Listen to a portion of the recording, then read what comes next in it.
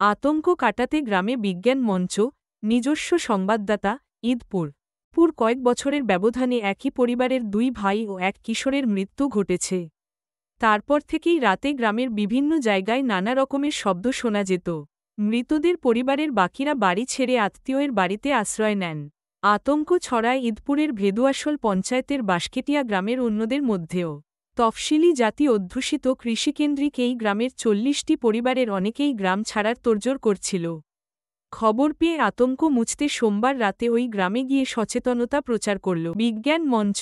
পাশে ছিল পুলিশ ও প্রশাসন।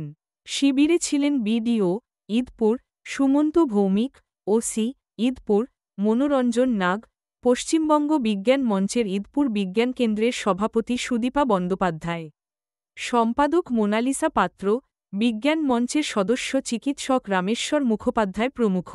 প্রশাসনের কর্তা থেকে বিজ্ঞান মঞ্চের সদস্যেরা বাসিন্দাদের ভীতি কাটাতে বিভিন্ন যুক্তি তুলে ধরেন।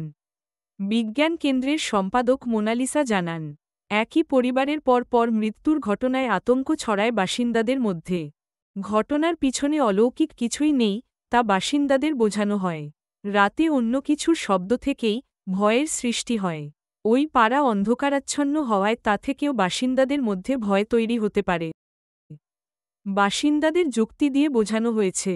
মৃতদের পড়শি বাবলু বাউরির দাবি, রাতে বিভিন্ন ধরনের অচেনা আওয়াজে ঘুম ভেঙে যায়।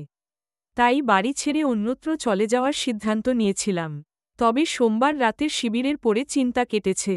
আর এক বাসিন্দা চিরঞ্জিত বাউরি বলেন, পাড়ায় একটি পথবাতি বসানো হলে ভালো হবে। এ বিষয়ে ব্লক প্রশাসন আশ্বাস দিয়েছে। ধন্যবাদ জ্ঞাপন ও কৃতজ্ঞতা স্বীকার আনন্দবাজার পত্রিকা।